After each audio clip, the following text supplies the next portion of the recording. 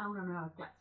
En esta ocasión vamos a dar un breve repaso sobre los ángulos que hemos visto. Nosotros hablamos de un ángulo, ángulos complementarios y ángulos suplementarios. En una clase definimos qué era un ángulo y dijimos que era la abertura que se formaba entre dos rectas o rayos. Esta podría ser una recta, esta es otra, o también se le puede llamar rayo.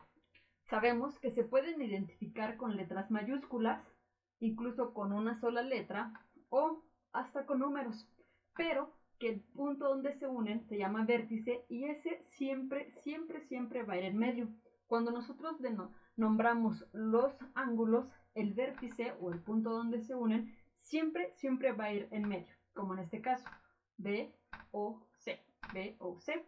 Si nosotros, por ejemplo, lo llamáramos RA, significa entonces que sería el ángulo A o R, dejando el vértice siempre en medio.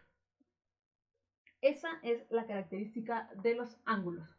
Ahora, cuando hablamos sobre ángulos complementarios, sabemos que son ángulos que al sumarse suman 90 grados, es decir, un ángulo recto.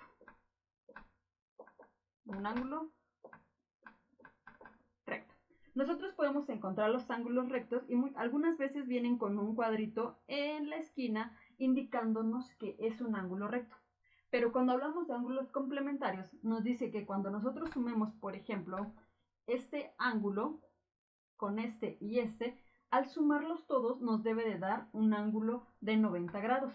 Recuerden que hay que nombrarlos, por ejemplo, A o B. A o B más el ángulo B o C,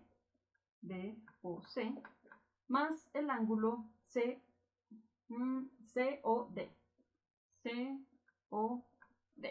y que cuando nosotros sumemos estos tres ángulos nos va a dar 90 grados. Esa es la forma de identificarlos. Los ángulos complementarios suman 90 grados. Ahora, los suplementarios son casi igual que los complementarios, a diferencia de que estos, cuando se suman, nos dan 180 grados. Estas son las principales características que siempre hay que tratar de recordar, porque he revisado muchísimos ejercicios de alumnos donde hacen todo el procedimiento para encontrar el valor de los ángulos de manera correcta, pero se equivocan al momento de definir el ángulo. Recuerden que nosotros hacíamos pasos y definíamos si era un ángulo complementario o suplementario.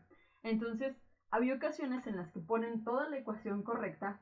Por ejemplo, en este caso, digamos que este vale x, este vale 2x y este vale 3x.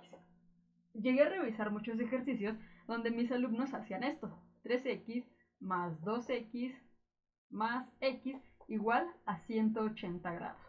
Entonces, hacían todo el procedimiento muy bien, sin embargo, este error lo venían acarreando todo el ejercicio porque se confundían entre uno y el otro.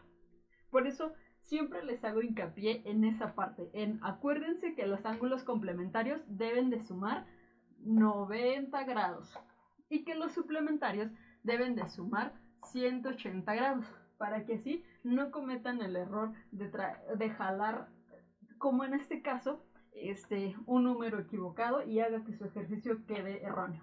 Entonces, recapitulando un poquito, ángulo complementario debe de sumar 90 grados, todos sus ángulos internos suman 90 grados y los suplementarios, sus ángulos internos, suman 180 grados.